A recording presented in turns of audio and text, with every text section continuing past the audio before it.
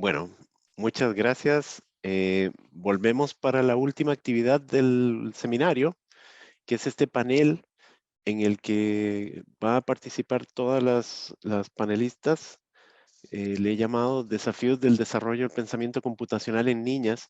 Muchas de ellas ya abordaron algunos de estos temas en las presentaciones de cuáles han sido sus desafíos, los aspectos más importantes a considerar.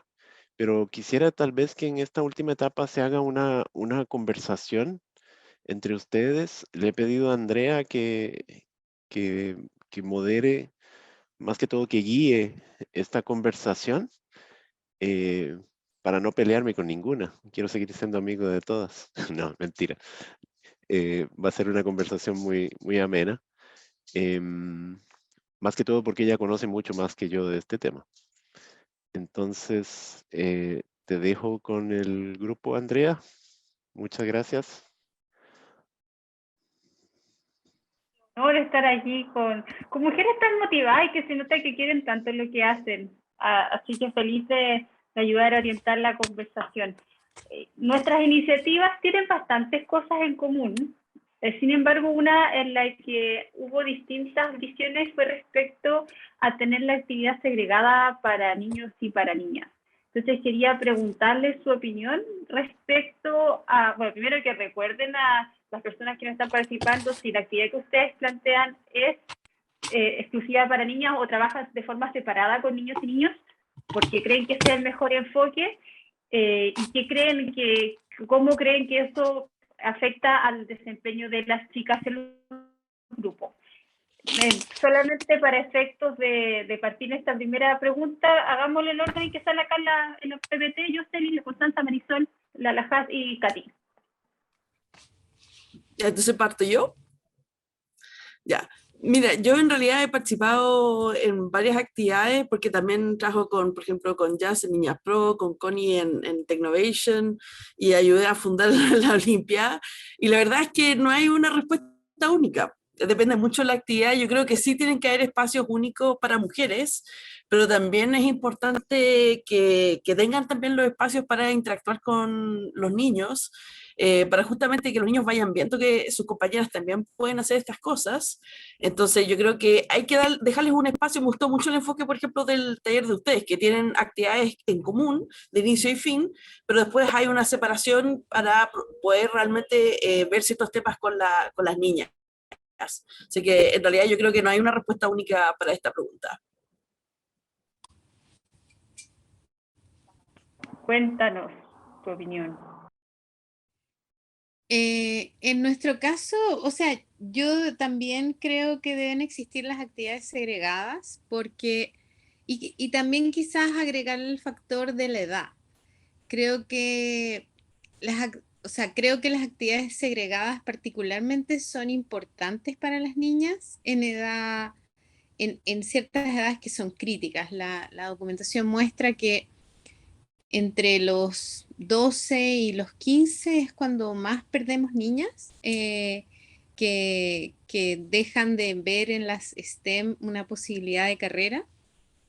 Creo que es esa la edad principal en la que deberíamos enfocar los esfuerzos de las actividades segregadas, porque también se genera la confianza que no existe antes y también por otro lado no está este espacio en el que cuando tú haces actividades mixtas, los hombres a veces asumen que sus pares mujeres deberían saber ciertas cosas que dada la estructura de crianza que tenemos, los niños tienen más permeabilidad en la casa antes.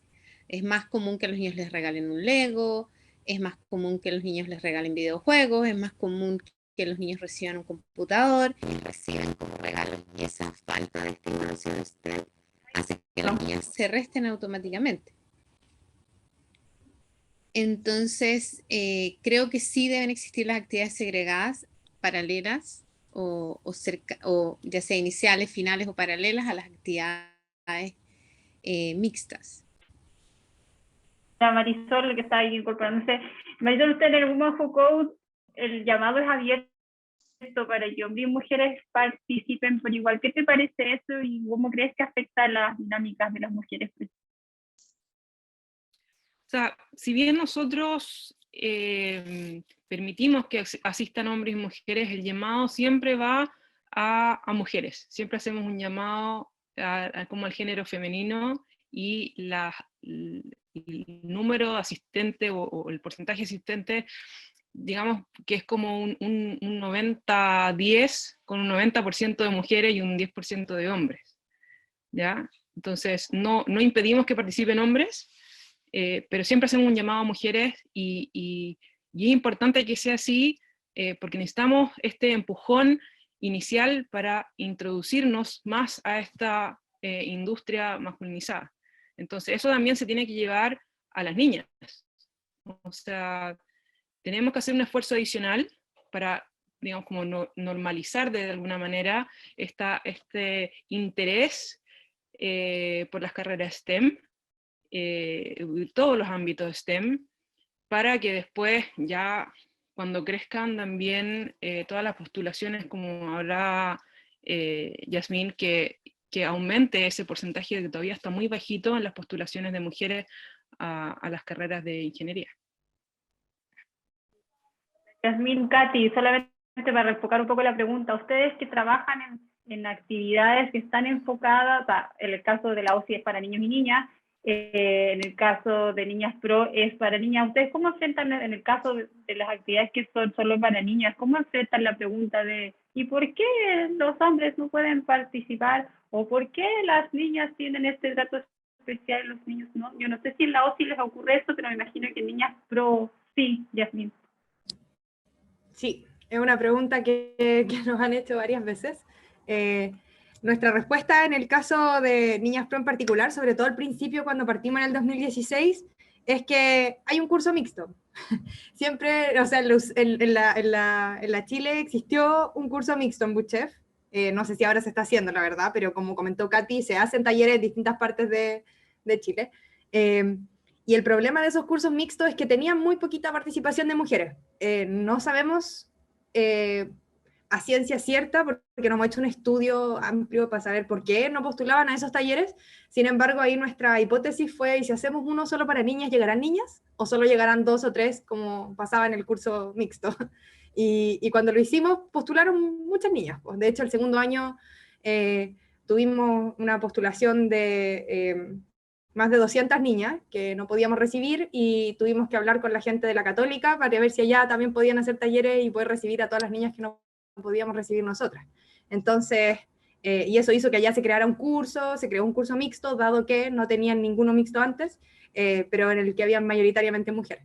Entonces yo creo que ahí el foco es como el llamado. A nosotros al menos esa fue nuestra hipótesis, nuestro experimento fue simplemente hacerlo y ver que llegaran niñas, pero para nosotros como que nos hacía mucho sentido que si el llamado era específico, en el fondo no había excusa para decir este no es un lugar al que yo podría pertenecer, en el que yo podría formar parte.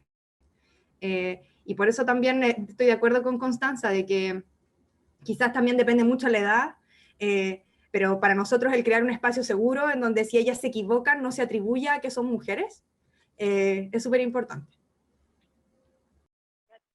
Si puedo agregar algo. Sí, igual yo quería... Sí. Hacemos todo una vez y ahí ponemos los complementos. Dale, Sí. dale, Mari. No, que me hace mucho sentido lo que dice Yasmín, porque nosotros que los vemos, que trabajamos con adultos, con mujeres adultas, y hemos tenido varias charlas con Headhunters, por ejemplo, que al menos nos hablan, y en la literatura también se habla de cómo los llamados para postulaciones, si quieres atraer a mujeres, las tienes que cambiar. Tienes que ocupar un lenguaje diferente, el llamado de lo que haces en tu empresa también tiene que ser diferente, las imágenes que ocupas tienen que ser diferentes. Entonces, por supuesto, que cuando quieres atraer a niñas, también lo tienes que hacer diferente, que para no llenarte de puros niños, si quieres tener un grupo un poquito más equitativo de hombres y mujeres. Entonces me conversa mucho lo que dice Yasmín, que se replica en un segmento más adulto.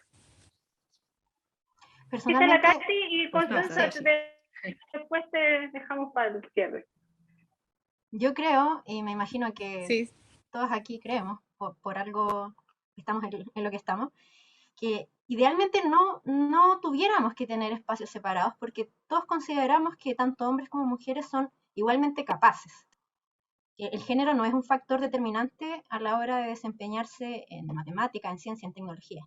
Sin embargo, no podemos obviar la diferencia basal con la que partimos hombres y mujeres en cuanto a cómo se nos incentiva, a qué tan, no sé, qué tan propensos o qué tan expuestos estamos a ciertos estímulos que nos permiten interesarnos por estas áreas. Entonces, desde ese punto de vista, creo que hacer espacios dedicados netamente a mujeres o niñas favorece que se genere este espacio seguro que comentaba Jazz. Y por ejemplo, en cuanto a las competencias en general de ciencias, han surgido iniciativas de competencias netamente para mujeres simplemente por crear y por incentivar a más chicas a que participen, y una vez que ya se desenvuelven en ese ambiente netamente femenino, donde, como parafraseo a Jazz, ¿no? Si se equivocan o no les va tan bien, no sienten esa carga de que es porque fueron mujeres, sino que simplemente les faltó entrenar, les faltó mejor preparación, etc. Y una vez que ya le pierden como ese miedo, suele ocurrir que los países que tienen estas instancias netamente femeninas aumentan su participación también en las instancias mixtas.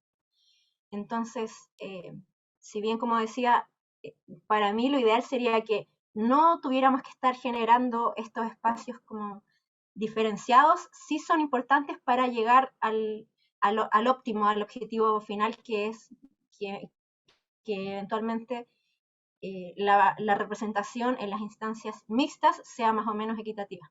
Y dentro de la OSI, desde que empezamos a incorporar estos criterios de género, creo que en una breve instancia nos llegó un pseudo reclamo, así como, ¿por qué esta niña pasó a la final nacional y yo no, si tuve un puntaje similar a ella?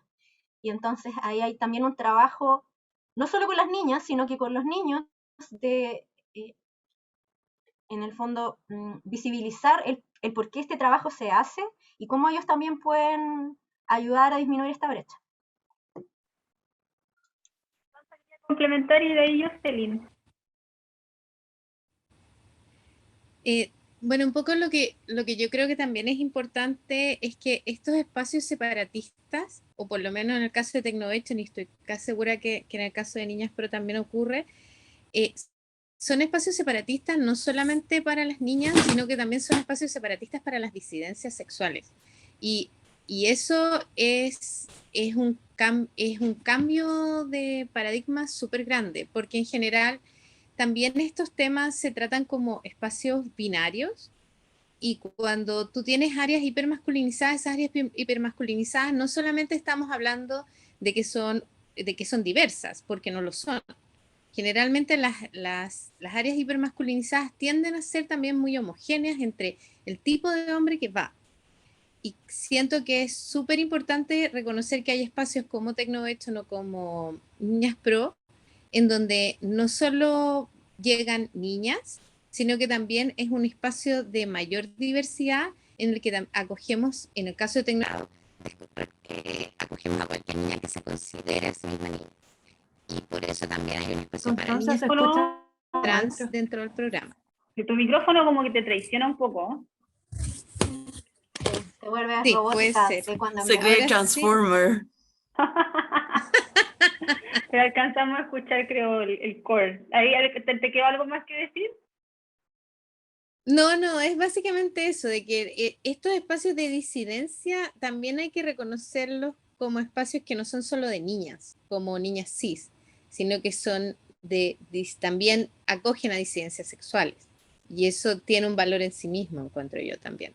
Que esa disidencia sexual no va a ir a un taller solo de hombres, aún menos que las mujeres.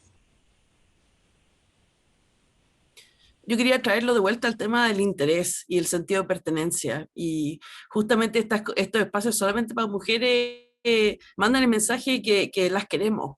Y nosotros vimos eso súper patente cuando empezamos con los cupos de género en ingeniería, que en realidad era una cierta cantidad de número de cupos solamente para mujeres, y la cantidad de mujeres que llegó el primer año de ese programa fue mucho mayor que el cupo, porque hicimos, bueno, yo no estaba en ese momento en la universidad, pero en ese momento se hizo un trabajo comunicacional, y aquí el tema de comunicación, lenguaje, es súper importante, porque de contarles de que en realidad esto es un espacio para ellas, que las queremos, y que en realidad se les abren muchas puertas metiéndose en estos temas. Entonces, que realmente el tema de trabajar el interés, mostrarles que hay más mujeres interesadas en el tema y que realmente pueden pertenecer a una comunidad, especialmente cuando son niñas, pero también en la educación superior vemos que es fundamental para realmente retener a mujeres en estas áreas. Justamente hablemos de retención. Hacemos el esfuerzo, las invitamos, se sienten queridas, llegan a nuestra actividad. Entonces me gustaría comenzar con la retención desde el punto de vista de las participantes. Entonces, si Katy, Jazmín y después Constanza me pueden contar cómo es la retención en sus programas, qué creen que ha resultado bien y qué cosas se podrían mejorar para aumentar la retención. En el caso de la Olimpiada, uno de los puntos que notamos y que mencionaba antes en la charla es cómo afecta la frustración, dado que es una competencia, y cómo eso hace que las niñas quieran seguir participando o no, o se vayan. Entonces veíamos que esto de que hacer una fase regional, que generaba una clasificación para una siguiente instancia nacional, donde en la instancia nacional los chicos viajaban a otra ciudad y por lo tanto era algo como más interesante, una actividad quizá más entretenida. Las chicas que no lograban pasar esa barrera a veces se desmotivaban y dejaban de asistir a los cursos. Incluso aunque el curso continuaba entre la fase regional y la nacional, a veces no dejaban de participar. Entonces, una forma con la que tratamos de subsanar eso fue cambiar la modalidad y entonces hacer dos competencias, pero que ya no eran una clasificatoria para la otra, sino que ambas se ponderaban de una forma y así había más instancias en las que ellas podían probar su propio conocimiento y ver cómo habían avanzado también entre una y otra fase de la Olimpiada. Ahora, como nosotros no trabajamos tan directamente con las chicas, sino que es el público amplio, quizá lo mejor, o sea, Jazmín podría comentar mejor cómo lo hacen para mantener al público desde el punto inicial, desde el que llegan a los talleres, y yo creo que en ese sentido generar comunidad es fundamental, porque las chicas se sienten motivadas no solo ya por el tema de adquirir un nuevo conocimiento, sino que también van generando redes y relaciones que en todo orden de cosas a nosotros nos hacen motivarnos y permanecer en alguna actividad, ¿no? Si vamos a hacer ejercicio, si vamos a una clase de baile, es más entretenido si voy con mi amiga que si voy sola. Entonces, creo que el universo femenino, al menos, tiene como ese plus de que se va generando la comunidad y entre las mismas chicas se van potenciando. Y eso, creo que iba a decir algo más, pero se me fue. Sí, yo tomando un poco la palabra de Katy, efectivamente nosotros nos dimos cuenta que afectaba positivamente el dedicar tiempo específico en las actividades que hacemos a la creación de redes y al trabajo en equipo. Ayudando en el fondo fomentando a que se encontraran puntos en común entre las chicas y empezaran a generar lazos más allá de solo compartir una clase un sábado, sino que también de repente hobbies, otras actividades o trabajar en equipos, pero a veces con una, a veces con otra. Eso nos ayudaba mucho a que ellas empezaran a ya verse no solo como compañeras de la clase del sábado, sino que también compañeras con las que podían de repente whatsappear en la semana y darse ánimos en el fondo para seguir con esta actividad. De hecho, también pasó, eso no fue tan voluntario, pero de alguna forma se armó una especie como de como team Niñas Pro para ir a las Olimpiadas de Informática, chilenas de Informática a final de año, y donde ellas se ponían de acuerdo cómo iban a ir vestidas, para que fuera como un team, todas juntas. En el fondo, entre ellas no estaban compitiendo con los otros. Ellas iban como un equipo a representar a las niñas. Así que eso era súper bueno. Y yo creo que eso afectó mucho a disminuir la deserción. Siempre hay un poco de deserción, sobre todo porque es en el fondo un curso gratuito que se inscriben y no requieren al principio mayor compromiso más que anotarse. Sin embargo, lo que pasa en nuestro caso es que abrimos los cupos, sabemos que de ese cupo inicial las 2 primeras clases van a salir varias niñas porque van a venir un poco como a ver qué onda y después ya no van a estar. Pero empezamos a contar de ahí en adelante. En el fondo, como si ya se quedan más de 2 clases, empezamos a contar ya de aquí en adelante es deserción, porque quiere decir que estaba interesada, pero que en algún momento la perdimos, y eso es lo que tratamos de evitar. Y eso no ha funcionado bien. En general, ese último cachito como de si ya están más de 2 clases, de ahí a terminar el curso, la deserción es entre más o menos como del 80%, aumenta un poquito más en cuarto medio, pero principalmente por tema PTU, en donde están ya al final del semestre del año como enfocados en otras cosas. Pero funciona bastante bien, o sea, al menos eso nos resultó. Al principio había mucha deserción, la verdad, como que nos costaba mantenerla, era muy intenso y se frustraban más. Ya es al revés, tienes un 20% de deserción, no un 80%. Ay, sí, perdón, me equivoqué, eso, un 80% de retención. Ahí sí, gracias. Muy bien.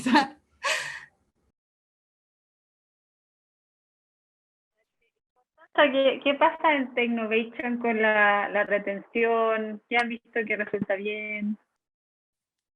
A ver, en nuestro caso nos pasa algo bastante similar a Niñas Pro, en el sentido de que las niñas, si vienen a las 2 primeras clases, se quedan.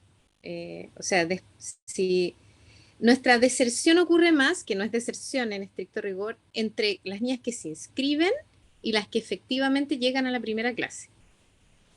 El año pasado tuvimos más de 1000 niñas inscritas, pero llegaron 500 a la primera clase. Entonces, ahí tú tienes una deserción que es muy grande, que la gente, como bien dijo Jazz, la gente se inscribe, se entusiasma, qué sé yo, pero después hay que ir y hay que comprometerse.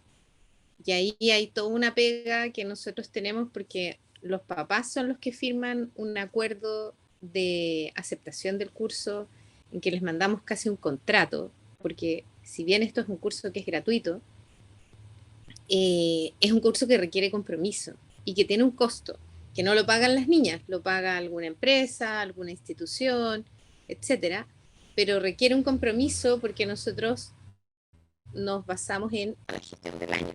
Entonces, muchos papás no firman el acuerdo y está bien que no lo hagan, pero eso significa que la alumna no va a llegar al taller.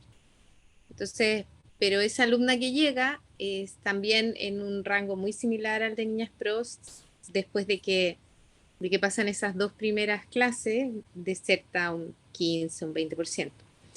Nos pasó en el bootcamp que hicimos de verano, que yo creo que es una excepción a la regla, en que nuestro nivel de deserción fue bajísimo. O sea, de las 117 niñas que teníamos inscritas, llegaron 95 y desertaron 4, 5. Y en Valparaíso fue lo mismo. Llegaron 30 niñas inscritas, 27, 28 niñas en realidad, y llegaron a clases 24. Entonces, porque fue un split. También hay que, cuando uno tiene un split, que es como algo más corto, más conciso, más preciso, la gente a veces se queda, deserta menos. Pero cuando es el anual hay un nivel de deserción. Así que es un poco eso. Hay que ir viendo. Yo creo que otro punto, como es un proyecto largo lo que las niñas hacen y programan casi en el segundo semestre, prácticamente no programan el primero, yo creo que eso también afecta un poco las expectativas, porque las niñas creen que vienen a programar, que se van a sentar y van a hacer una aplicación de celular. Y la realidad es que antes de hacer la aplicación tienen que pensar qué van a hacer. Entonces, ese pensé que no todo el mundo se lo quiere bancar a veces. Igual intercambiamos niñas con niñas pro. Cuando las niñas desertan de Technovation, les preguntamos por qué. Y si nos dicen que era porque querían programar, se las mandamos a niñas pro. Y a la inversa también nos ha pasado, que las niñas a veces esperan hacer un proyecto antes de ponerse a programar. Algo que También. me faltó agregar, y ya lo recordé, es que también un factor que yo considero importante es hacer que los espacios que son para niños y niñas, o para todo tipo de personas, no hablando tan binariamente, se sientan efectivamente para todo tipo de personas y que no son espacios masculinos donde como que estamos invitando mujeres o disidencias, etc. Por encima. Y yo lo veo, o sea, desde detalles muy simples. ¿Cuántos de nosotros no hemos ido a conferencias, congresos, donde todo el mundo tiene como su polera, que a nosotros como mujeres nos queda gigante, porque está pensada en talla estándar, que es para hombres? Entonces están todos los chicos con sus poleras de conferencias anteriores y yo no las puedo sacar más que de pijama, porque es una cuestión que no está pensada para un cuerpo femenino pequeño, sobre todo. Entonces ese tipo de cosas que desde lo más simple hacen que este sentido de pertenencia, este espacio también es para mí, y no es como que yo estoy aquí invitada. Y también eso va muy de la mano con que en los roles de organización, ¿cierto? Las personas que están creando y organizando y generando estas instancias, también haya mujeres involucradas. Me imagino que con las niñas pro, al hecho de tener tutoras, no solo tutores, que venga un hombre a enseñarme a programar, sino que viene otra chica, me hace pensar, ok, me veo reflejada en ella, y por ende siento una mayor pertenencia y veo como mayor confianza en que puedo desarrollar estas mismas habilidades porque me es más familiar, es un entorno más familiar. Entonces eso, como si vamos a generar espacios mixtos o para todo tipo de personas, que se note.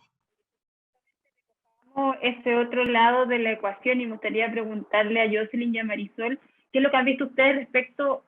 Por un lado, Jocelyn está a cargo de todo este plan de capacitación a profesores y profesoras. ¿Cómo se ve eso, esa interacción, la retención, el interés? Y por el lado de Marisol, tal vez, ¿cuáles son los dolores principalmente que comparten las mujeres que presentan en Women Who Code? ¿Y cómo podríamos trabajar la retención ya como a ese nivel más arriba del pipeline? Y aquí lo uno con un comentario del chat que tiene que ver con el trabajo no remunerado, las mujeres con la carga invisible, y también con ciertas ideas que tienen que ver que a las niñitas hay que protegerlas, entonces mejor que no salga el fin de semana a programar y que se quede en la casa. Yo seguí Marisol. Ojo que yo estoy analizando el programa, no estoy a cargo del programa, no, eso se lo dejamos al ministerio. Pero efectivamente vemos que hay como las típicas problemas de deserción que todos los programas, porque de nuevo aquí hay un recurso que es muy escaso y es el tiempo. Entonces es pedirle a personas que tienen una idea de que les entusiasma la tecnología, pero no es claro qué significa meterse en tecnología. O sea, que es muy distinto, o sea, hay que tener claro cuáles son tus objetivos y en base a eso, en realidad, cuánto es el tiempo que puedes dedicar realmente a lograr ese objetivo. O sea, no saco nada con decir, sabes que no sé nada de programación, pero mañana quiero tener una página web andando no sé, en una nube en AWS. O sea, hay que ayudarles a definir metas alcanzables, y yo creo que eso es lo que trata de hacer el Plan Nacional de justamente dar recursos para que los docentes no es que tengan que inventar todo desde cero, sino que tengan al alcance ejemplos claros de cómo se puede ir incorporando pensamiento computacional en diferentes asignaturas, ¿ya? Porque claramente pensarlo todo desde cero, cada uno desde su casa, también no es un uso muy eficiente del tiempo, ¿ya? Así que en realidad yo veo esas son como las dificultades de realmente cómo dejar cosas disponibles que puedan realmente ser usadas en el aula.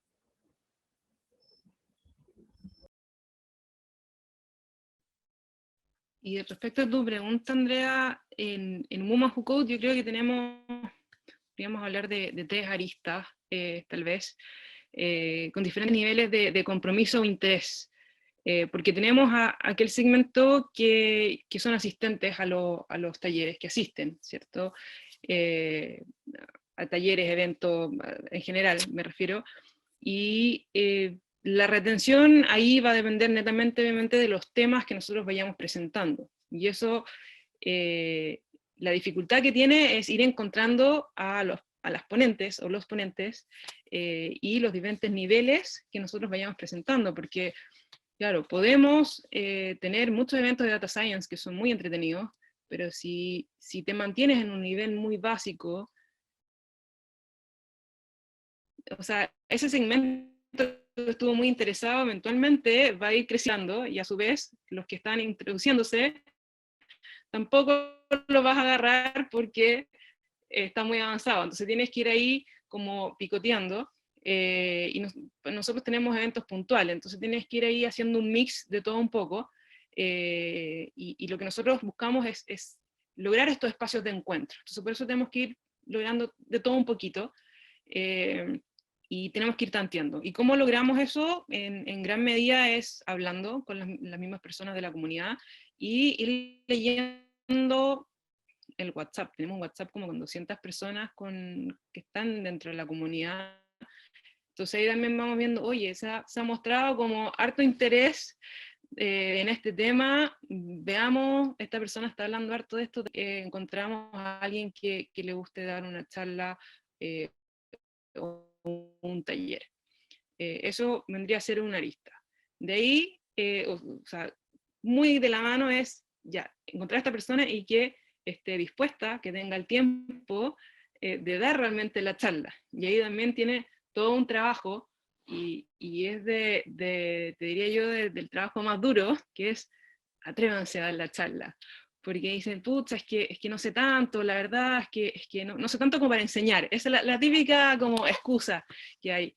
¿Y qué les decimos nosotros? Oye, no necesitamos expertos, necesitamos un doctor, doctora en Data Science. Es un taller de media hora, de una hora, hora y media. Entonces, ¿cuál es el llamado? Al final tenemos un pool de 4.500 personas en Meetup. Van a asistir aquellos que les interese tu tema y que no sepan del tema. Aquellos que ya saben se van a autoexcluir, ¿sabes? Sino que van a ir aquellos que quieren aprender. Y eso es un trabajo que nos ha tocado fuerte, y nos cuesta mucho.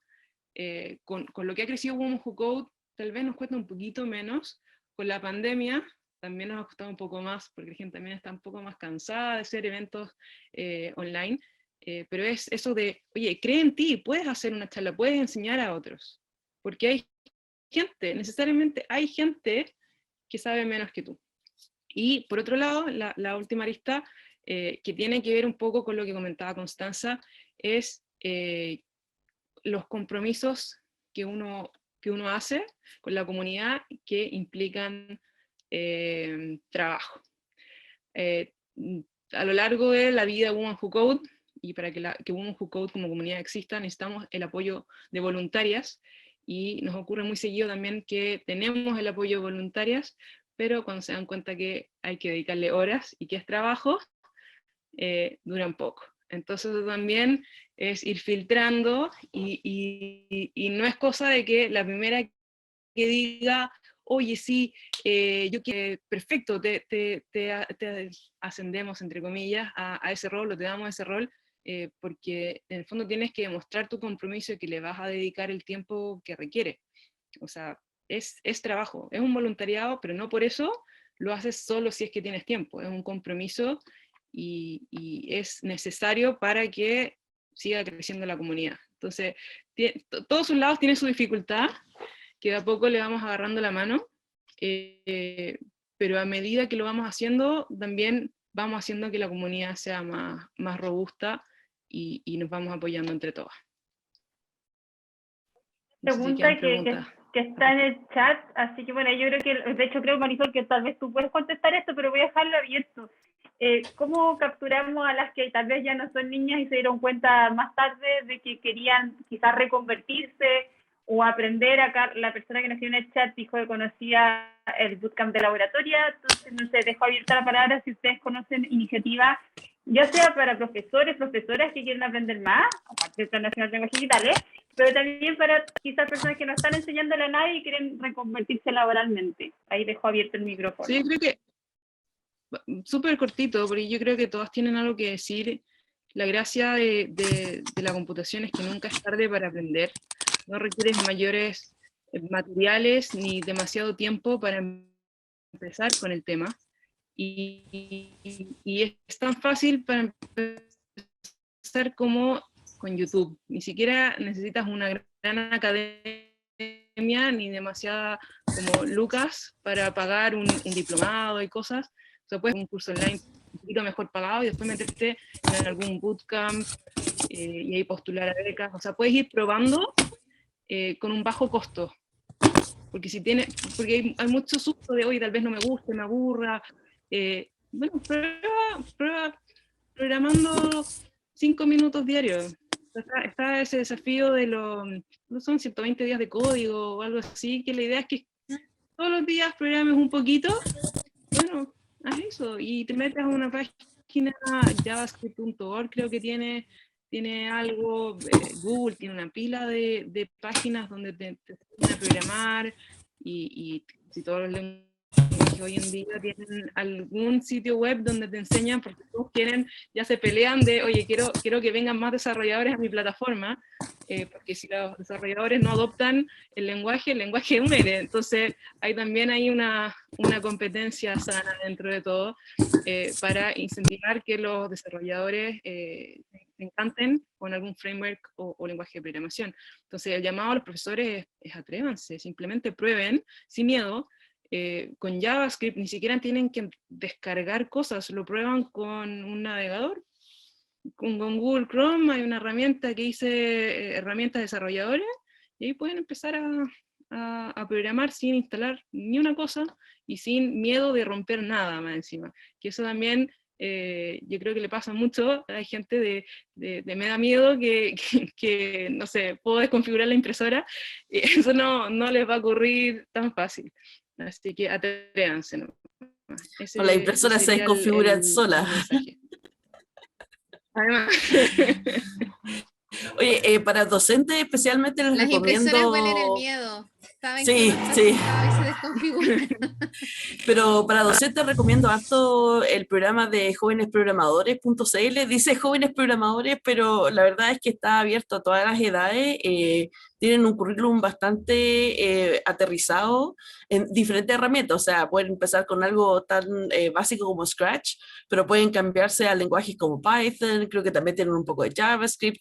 Entonces, esto de entender bien qué tipo de proyectos quieren realizar y ver qué tipo de herramientas tienen que aprender para llegar a eso, y bueno, también cuánto tiempo tienen para dedicarle, y es algo que está en español, está hecho en Chile, o sea, son buenos cursos para si están tratando de ahora reconvertirse y meterse en programación.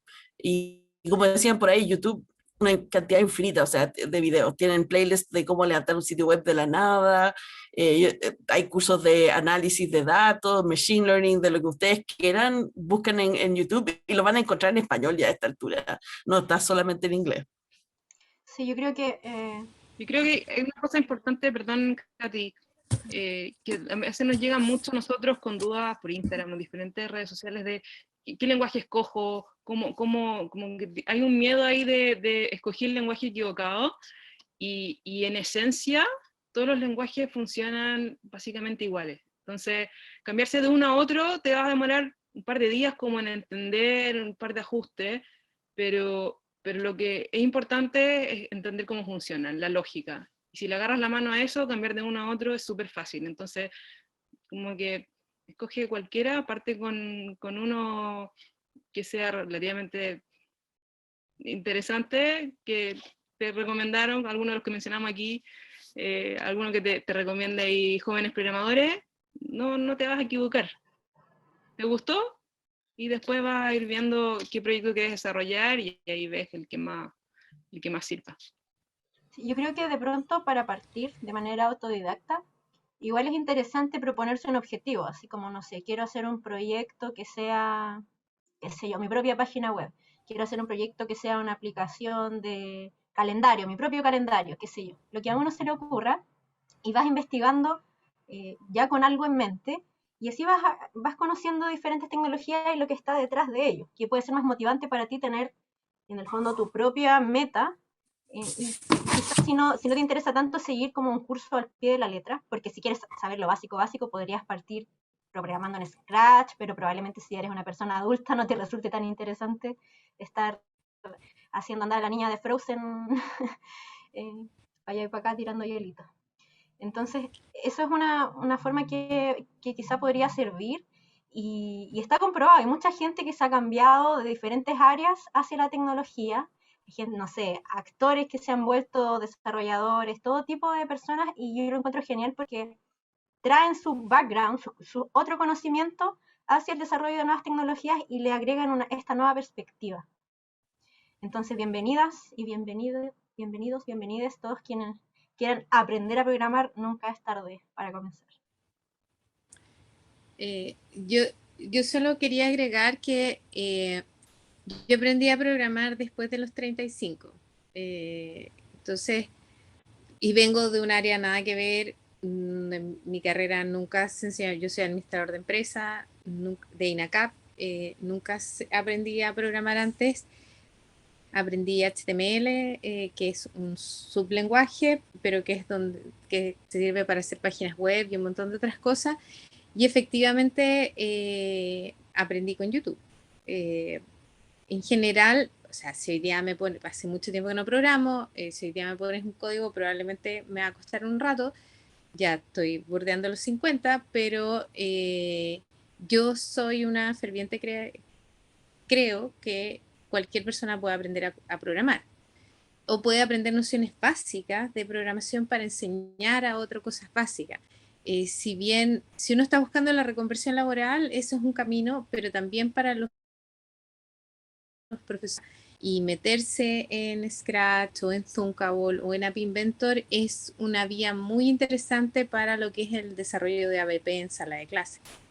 Entonces, hay muchas cosas que se pueden hacer utilizando aplicaciones, desde enseñar geometría, matemáticas, lenguaje, etcétera, porque puedes hacer una aplicación para encontrar el sujeto y el predicado, puedes hacer una aplicación para resolver ecuaciones. Hay muchas opciones y ahí creo que es súper interesante curiosear. La curiosidad es lo que va a hacer que uno avance todo lo que tenga que avanzar. No hay mucho límite ahí.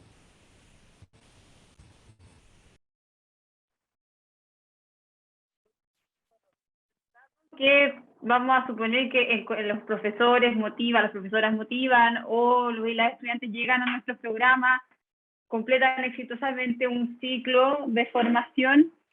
¿Qué viene después? O sea, ¿qué podría hacer un profe, una profe que quiere seguir fomentando aquello que aprendieron en nuestros respectivos talleres, considerando especialmente que en el currículum no hay ni un momento que sobre, o sea, está súper apretado? Entonces, la pregunta es primero que enuncien muy brevemente cuáles creen ustedes que son como los objetivos de aprendizaje o la competencia de egreso de su programa, y qué podría ser un profe o una profe interesada en seguir profundizando en esos aprendizajes. Y ahí, bueno, va a partir con la Yasmín, que no había hablado, y ahí ya ha abierto el micrófono. Ya.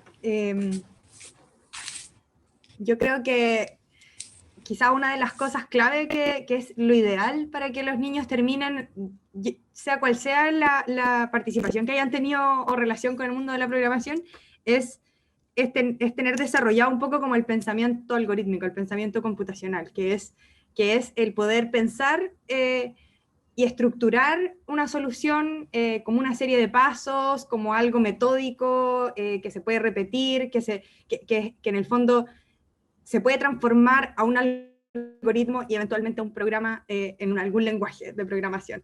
Eso se puede enseñar hasta sin computadores. Hay algunos recursos que permiten desarrollar este tipo de habilidades sin necesidad de un computador, porque en el fondo es el concepto más básico de lo que es una repetición o un ciclo, una condición, si es que pasa esto, hago esto, y si es que no hago esto, otro, y en el fondo cómo eso va a ir bifurcando las opciones.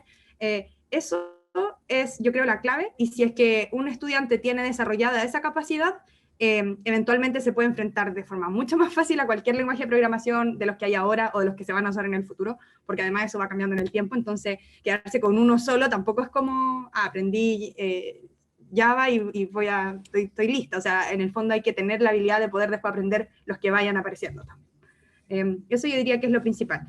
Y bueno, y hay varios de los recursos que mencionaron, desde Scratch, Code.org, hasta otras más avanzadas, como algún tutorial de JavaScript en YouTube, te permiten desarrollar esas cosas, y son las cosas que tienen en común todos esos lenguajes. Así es que ahí yo creo que no importa mucho el lenguaje, lo importante es eso, como la base y el pensamiento algorítmico, que es como importante desarrollar en los niños. A mí me parece que igual es importante plantearlo como que no es enseñar a programar para que toda la gente se convierta en programadores o para que todos sean hackers si estén ahí viendo la Matrix, sino que considerarlo como una herramienta dentro de un set, del set completo de herramientas que todos tenemos para hacer lo que sea. Entonces, así como cuando niños nos enseñaron a multiplicar y después cuando estuvimos, no sé, biología, matemática, usábamos eso ya adquirido años atrás, lo mismo con la programación y la computación y el pensamiento computacional, que en el fondo me sirve para enfrentarme a problemas e intentar resolverlos de una manera más sencilla, quizá abarcando instancias más pequeñas del problema y ahí haciéndolo crecer hasta el contexto general, y con la programación, que a lo mejor puedo automatizar alguna cosa de lo que esté estudiando, en lo que esté trabajando, pero en el fondo verlo como una herramienta y no como un fin netamente en sí mismo. Y yo creo que de ahí, en el caso de los profesores, igual es un desafío grande, pero podrían plantearse cómo vincularlo con otras asignaturas, en el fondo, no sé, cómo vincular lo que ya aprendimos de programación con el curso de matemática, con el curso de, qué sé yo, de arte. Y así es un desafío para ambos lados, para los niños de ir adquiriendo esta herramienta y para los profesores de incorporar esta herramienta dentro de las demás disciplinas.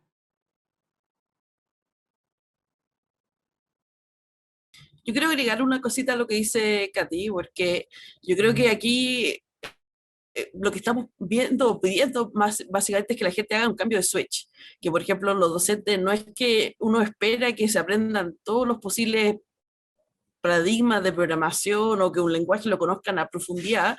Créeme, yo ningún lenguaje puedo decirles que lo conozco en profundidad, sé suficiente para hacer las cosas que tengo que hacer, y lo importante es que en realidad ellos no van a tener todas las respuestas en la sala de clase. Ya ellos van a ser guías, van a ayudar a los chicos a razonar, bueno, cómo que resolver esto, qué herramientas tienes que buscar para hacer esto.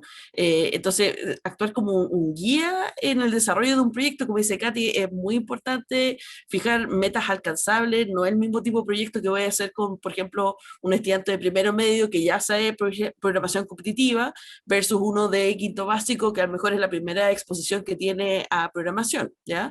Entonces, eso de perder el miedo de que en realidad está bien no tener las respuestas. Yo hago clases de programación en la universidad y nunca tengo todas las respuestas. Y siempre es preferible decir, ¿sabes qué? Investiguemos. O ¿sabes qué? Investígalo tú y cuéntanos en la siguiente clase. Entonces, eso como que yo creo que a lo mejor ustedes ven que los que trabajamos en computación siempre tenemos la respuesta. La verdad es que sabemos ocupar Google muy bien. Esa es la principal tarea que hacemos.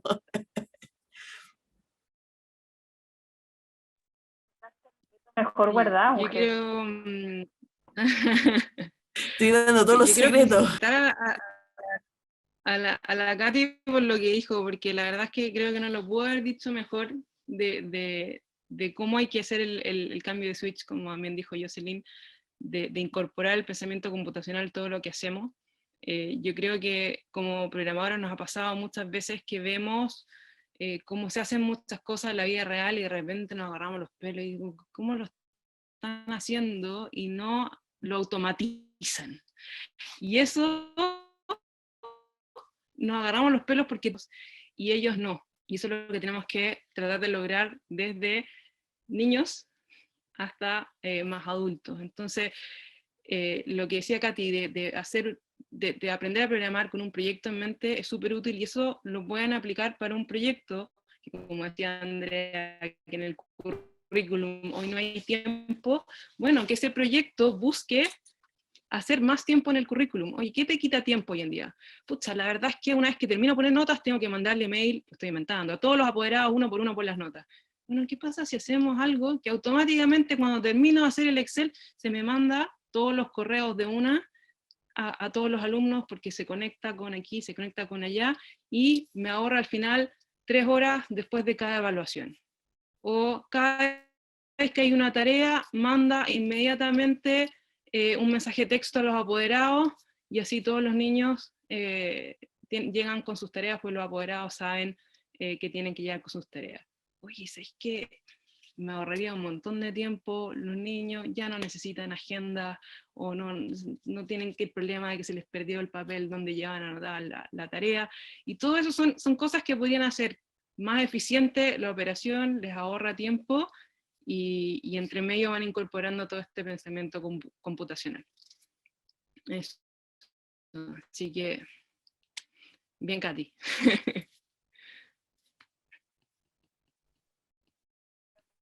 Muy sorora a la informática. Bien, como para ir ya respetando la hora, les propongo que unas palabras al cierre, que se tomen un minuto para reforzar aquellas ideas, las invitaciones, las palabras que necesitan escucharlos y las profes que nos están acompañando a esta hora. Y le quiero pedir a Federico que vuelva a mostrar, por favor, la tapa con la que estábamos, porque ese orden en que salíamos está perfecto. No sé si yo no tengo acceso a esa PPT, si lo tendrás por ahí, o si ustedes se acuerdan. Ah, ya, ahí está. Eso, súper. Entonces, parte la Jocelyn y seguimos con el orden que está ahí. Ya, mi reflexión de un minuto, yo creo que tener consciente, hemos estado hablando de todos los beneficios de la tecnología, también hay unas desventajas de uso de tecnología y no todos los problemas los podemos resolver con tecnología. O sea, hay problemas sociales y legales que no podemos resolver con la tecnología y está bien. Es saber bien los límites donde podemos ocupar tecnología. No todo lo vamos a poder automatizar. A veces es más rápido hacer algo con una planilla de Excel, pero ojo que en una planilla de Excel también están programando, que hay un lenguaje funcional por ahí atrás en las funciones. Así que, pero efectivamente no es para meterlo en todas partes, no todos van a ser programadores, pero sí tienen que ser literatos digitales, o sea, tienen que poder manejar sus propios datos y hacer una pega. Si ustedes saben que algo manualmente les va a tomar 3 horas, a veces uno va a demorar 1 hora en automatizarlo, 1 o 2 horas en automatizarlo, pero después todas las veces posteriores que hago uso o hago esa tarea, ahora ya hay un montón de tiempo que me estoy ahorrando, así que hay que buscar las oportunidades para usar tecnología, pero no es para todo.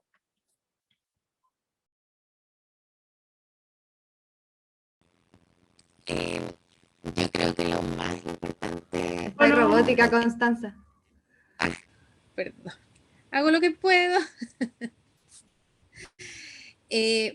Para nosotros, en Technovation, creo que lo más relevante es que los profesores cambien ese paradigma de la sala de clase, de que ellos tienen que saberlo todo. Creo que también este nuevo uso de la tecnología y esta nueva mirada de la tecnología abre el espacio para hacer cosas más en conjunto con los profesores. Y creo que hay que también darle una mirada hacia los temas que tienen que ver con la ética y con la responsabilidad de entregar conocimiento tecnológico y desarrollo a los chicos y chicas.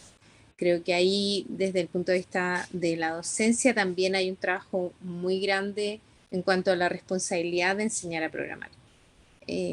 Creo que nosotros como que a veces nos centramos mucho en estas conversaciones en que el docente tiene que saber programar o tiene que saber hacer código, qué sé yo, y creo que a veces se nos olvida que ese código tiene que también tener cierta ética detrás y una estructura detrás y un proyecto detrás que siento yo es más importante que el código en sí mismo.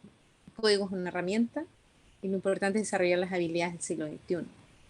Entonces, un poco eso, porque yo sé que a veces los profes también como que se angustian de estoy atrasado, no sé, o es algo que desconozco, y siento que hay mucho más en este mundo que solamente saber programar.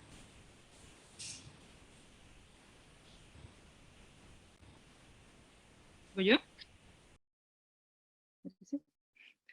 Mi mensaje de cierre diría que se atrevan, se atrevan a aprender, se atrevan a enseñar y se atrevan a preguntar.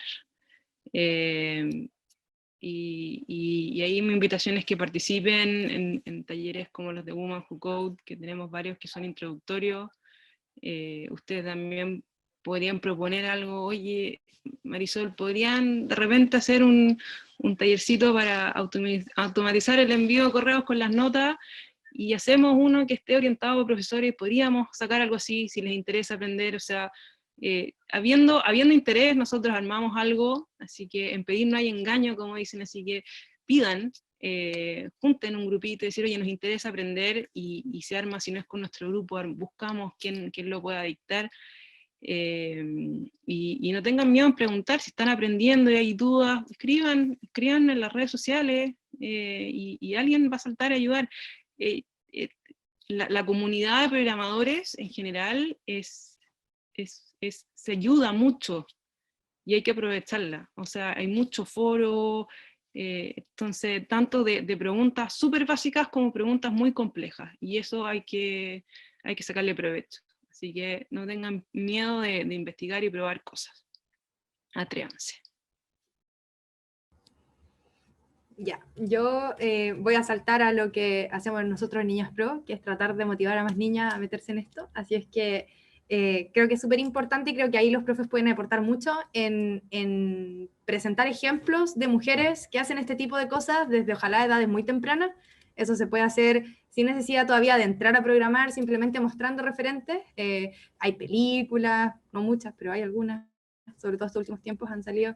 De repente contar un poquito de cómo partió todo esto de la computación, hay referentes así como en la historia del inicio de la computación, que es bueno mostrar, y ojalá no siempre, que es algo que nosotros hemos aprendido con el tiempo, no enfocarnos solo en esas personas, en esas mujeres que ganaron el premio más bacán en ciencias, o que fundaron una mega corporación, o que fueron las empresarias más exitosas, sino que también mostrar experiencias más del día a día, de mujeres que a lo mejor estudiaron una carrera, a lo mejor no estudiaron y aprendieron a hacer esto, y hoy en día están trabajando en una empresa tecnológica. Toda esa experiencia igual son súper valiosas, y que además pueden ayudar mucho a que las niñas se sientan más representadas y más cercanas a eso que uno les está presentando, porque si siempre mostramos así como las mujeres genio, también eso genera una cosa así como, ya, pero es que ya eran genios. Y ahí uno puede de repente, no sé, invitar a ex estudiantes que ahora están estudiando este tipo de carrera, por ejemplo, del colegio, o asistir a las charlas que hacemos Niñas Pro, o cosas así, pero para visibilizar estos roles, que es súper importante para que las niñas vean en el fondo que hay cosas que ellas pueden hacer, ver todo el espectro de cosas que se pueden hacer, y que así al menos lo tengan en su campo de visión, y elijan en libertad después qué quieren hacer, cuando sean más grandes. Así como para aportar nuevas dimensiones, quisiera agregar dos cosas. Una, que dejemos de contraponer la tecnología, la programación, la ciencia con la creatividad o con el factor humano, porque para poder resolver un problema con tecnología igual se requiere mucha creatividad. Entonces, creo que a veces ese estereotipo como de el hacker, que es casi que una máquina en vez de una persona, no deja ver todo lo que hay detrás. Entonces, una buena solución sí requiere de mucha creatividad, y con tecnología podemos resolver problemas que sean muy beneficiosos para la comunidad. No solo estamos generando startups para darle el palo al gato y volvernos el próximo Mark Zuckerberg o el millonario del momento. Y lo otro también, rescatando lo que varias de las chicas mencionaban de lo difícil que es mantener esto solo con voluntades a veces, encuentro muy importante, y ahora que existe este Plan Nacional de Lenguajes Digitales, que haya una mayor intervención gubernamental en estos temas. Y creo que eso facilita mucho el trabajo de todos los que nos desenvolvemos en esto, y nos ayuda a llegar a más personas y a tener más gente capacitando, mejores planes, mejores recursos para todos. Así que qué bueno que haya ahora una mayor intervención y esperemos que de aquí en adelante podamos optar a más financiamiento y a más apoyo por parte del gobierno en este tipo de iniciativas. Días panelistas, muy interesante todas las perspectivas, opiniones, y solamente para ya ir cerrando, para cerrar, les pido que por favor compartan en el chat sus datos de contacto, links de inscripciones, para que los y las profes puedan entrar en contacto con ustedes y sus iniciativas, y así seguimos haciendo el mundo un poquito más equitativo para las niñas en informática. Así que mientras ustedes ahí dejan sus datos en el chat para los y las participantes, Federico, te dejo a ti para el cierre. Nada más agradecerles una vez más a Jocelyn, Constanza, Marisol, a Jazz y a Katy. Bueno, y a ti, Andrea, por supuesto, su disposición para participar en este seminario. Creo que ha sido una instancia muy, muy enriquecedora. También al Ministerio de Educación, a la Sociedad Chilena de Ciencia de la Computación, que a través del convenio que existe entre esas dos entidades es que hemos podido hacer una serie de actividades en los últimos 2 años, entre ellos los talleres OSILAP que mencionó Katy en su presentación, y por supuesto que a la Universidad Técnica Federico Santa María, el Departamento de Informática, que también nos apoya en estas actividades. Esperamos verles en una próxima actividad. Un gran abrazo, cuídense mucho. Hasta la próxima. Chao.